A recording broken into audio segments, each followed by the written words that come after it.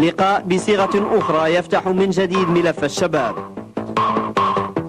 الشباب والبحث عن الهوية، ماذا تعني مفاهيم الأسرة، القيم الاجتماعية والأخلاق بالنسبة لشبابنا؟ شبابنا والبحث عن الهوية، كيف يعيش الحاضر وكيف يحلم بالمستقبل؟ ترقبوا هذا الموعد يوم الخميس 5 مارس على الساعة 9:15 ليلا.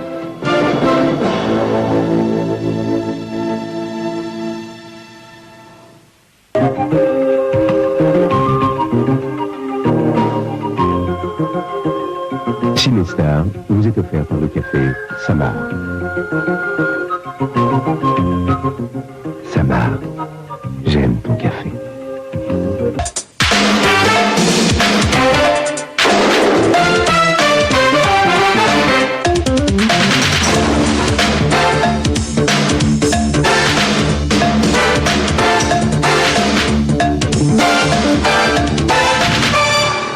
Bonsoir et bienvenue à tous. L'histoire, c'est aussi l'avenir. Pour accompagner cette décennie qui s'annonce résistante dans le monde du cinéma, les critiques visionnaires ont décerné et ont parié sur une vingtaine de cinéastes. Le magazine de Cinestar d'aujourd'hui va vous permettre de rencontrer 3 de ces 20 cinéastes. 3 cinéastes, une mosaïque de tempérament, de parti pris, guidés cependant tous par le même désir, celui de faire des films. Aujourd'hui, rencontre avec un lutin plus latin que nature, Pedro Almodóvar. Pedro Almodóvar qui vous parlera de son dernier film intitulé Talons aiguilles.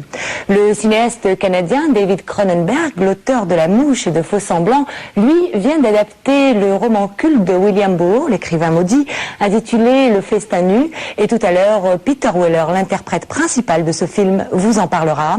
Le clou de notre magazine d'aujourd'hui sera la rencontre avec le prestigieux cinéaste allemand Wim Wenders qui vient de sortir le film Jusqu'au bout du monde, un film très attendu. Tout à l'heure, vous en aurez un aperçu et vous entendrez Wim Wenders vous en parler.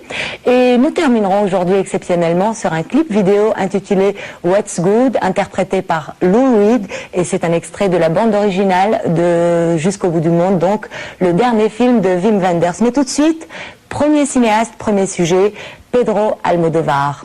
Alors Pedro Almodóvar, en 10 ans et en 9 films à chaque fois neuf, a créé sa propre griffe. Pour la bande d'image, couleur criarde. Pour la bande de son, boléro nostalgique et cri hystérique. Pour le scénario, love story impossible. Et l'amour, toujours l'amour pour l'extravagance et surtout pour l'extravagance d'en rire. Une chose en tout cas est incontestable, la touche Almodóvar est devenue un label aujourd'hui.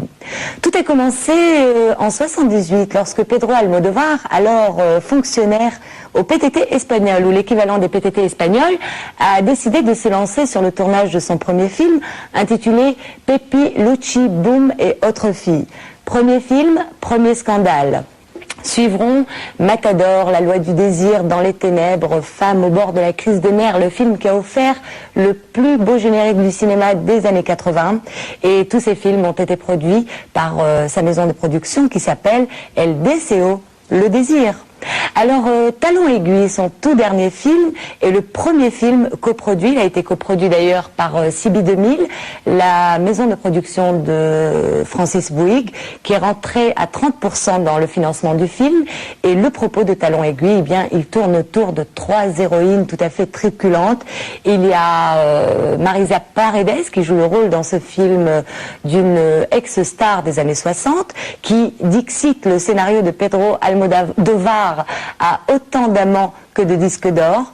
Et elle revient en Espagne, elle revient à Madrid après 15 longues années d'absence pour donner un show et pour voir sa fille, Rebecca, qui est interprétée par Victoria Abril, une autre actrice fétiche de Pedro Almodóvar.